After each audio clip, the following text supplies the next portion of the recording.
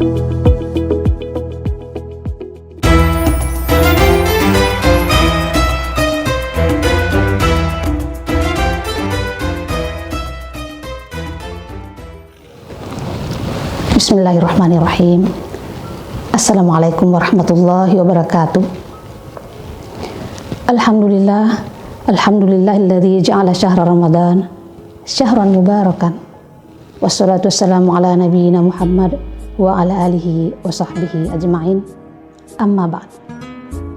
Dalam sebuah riwayat yang diriwayatkan oleh Imam At-Tabrani, Rasulullah sallallahu alaihi wasallam pernah bertanya kepada para sahabatnya, "Wahai para sahabatku, maukah engkau kuberitahukan tentang sesuatu yang membuat Allah memuliakanmu dan mengangkat derajatmu?" Sahabat menjawab, "Tentu wahai Rasulullah." Dan Rasulullah menyampaikan bahwa hendaknya kamu bersabar terhadap orang yang menzalimimu, senantiasa memaafkan mereka yang memusuhimu, dan engkau senantiasa memberi kepada siapa yang membencimu, dan hendaklah engkau menyambung silaturahim pada siapa yang memutus silaturahim terhadapmu. Pemirsa yang dirahmati Allah Subhanahu wa Ta'ala,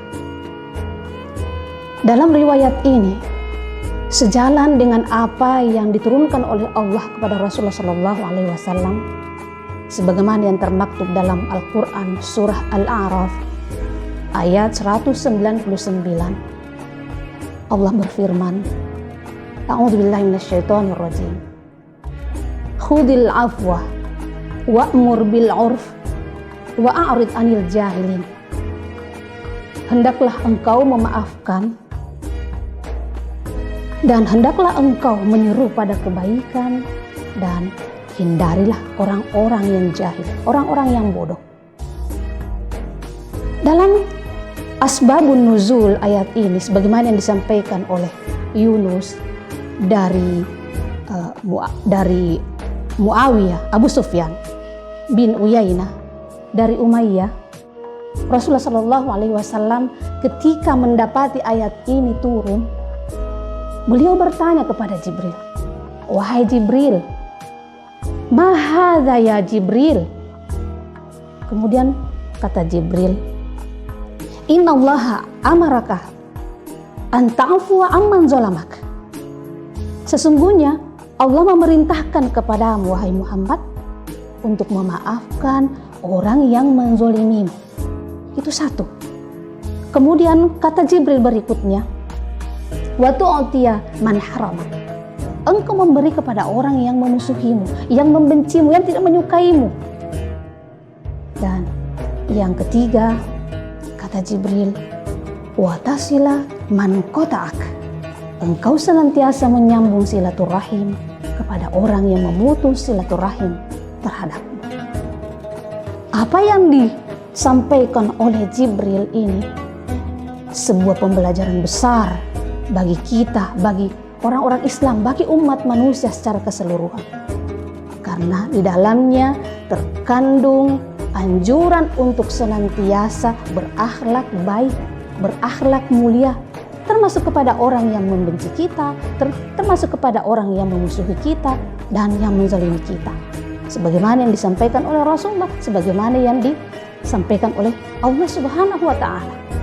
Jadi ini adalah merupakan petunjuk buat kita semua bahwa dalam kehidupan ini bukan hanya kebaikan yang harus ditunjukkan kepada orang yang berbuat baik kepada kita, tapi termasuk orang yang berbuat buruk kepada kita, berbuat aniaya kepada kita.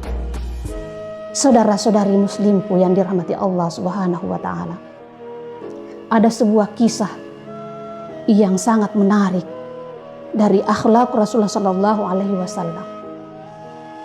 Ketika salah seorang dari anak Abu Jahal yang bernama Ikrimah bin Abi Jahal, yang mana Abu Jahal itu dikenal sebagai Fir'aun dalam penyebaran Islam.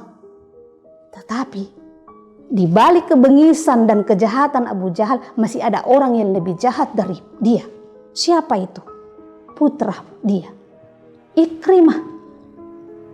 Ikrimah ini ada dua hal yang mendorongnya, yang memotivasinya untuk tidak menyukai Rasulullah, tidak menyukai para sahabat, tidak menyukai Islam. Yang pertama, dia membenci Islam karena motivasi dari bapaknya. Ingin menyenangkan hati bapaknya. Dari situ termotivasi untuk membenci Islam, memberi hal-hal yang sifatnya buruk terhadap Islam.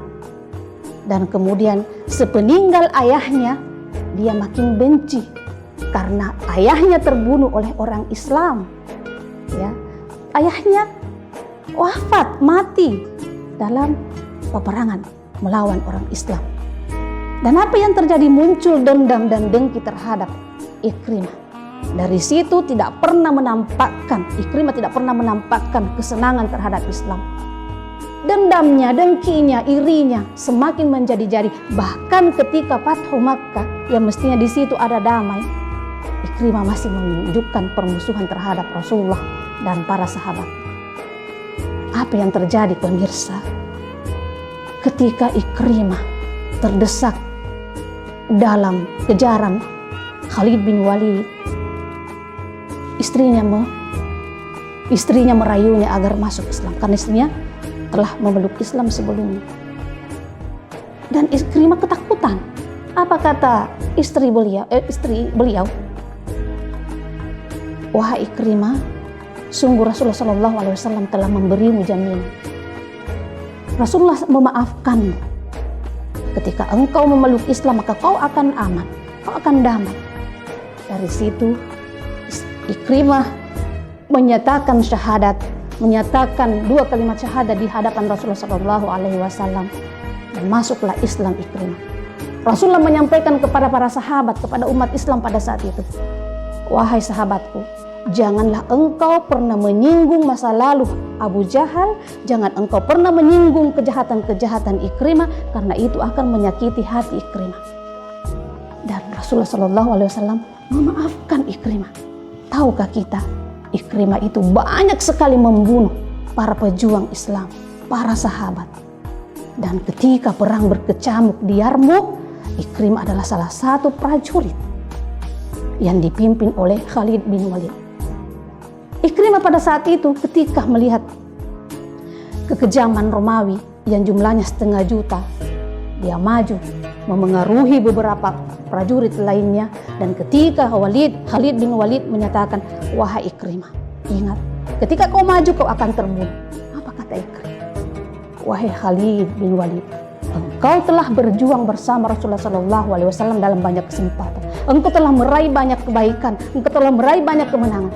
Izinkan saya untuk berbuat untuk Islam, walaupun darah, walaupun nyawa taruhan. Kita tahu Ikrimah banyak membunuh orang-orang Romawi, pasukan Romawi pada saat itu, dan beliau pun terbunuh. Beliau syahid. Semua kesalahan Ikrimah, keburukan Ikrimah dimaafkan oleh Rasulullah SAW. Akhlak yang mulia yang telah dicontohkan oleh Rasulullah SAW terhadap musuh Islam terbesar sekalipun. Bagaimana dengan kita, wahai saudara-saudaraku? Sudahkah kita melapangkan dada? Sudahkah kita meluaskan hati kita, memaafkan orang yang senantiasa berbuat zalim terhadap kita? Ini adalah hal yang berat, ini adalah hal yang sulit, tetapi mari kita coba. Ramadan telah mengajari kita bersabar, Ramadan telah mengajari kita memaafkan, Ramadan telah mengajari kita menahan kemarahan. Dan ini adalah momen terbaik buat kita untuk membuka hati selebar-lebarnya, memaafkan orang yang telah bersalah kepada kita. Sebelum mata kita terpejam, kita urai kesalahan-kesalahan tersebut dengan niat memaafkan kesalahan saudara-saudara kita, baik yang kita kenal maupun yang tidak kita kenal. Dan saya pribadi mengucapkan mohon maaf lahir dan batin jika saya memiliki salah pada siapapun, baik yang saya kenal maupun yang tidak saya kenal, saya memohon maaf. Allahu a'lam bishawab. Assalamualaikum warahmatullahi wabarakatuh.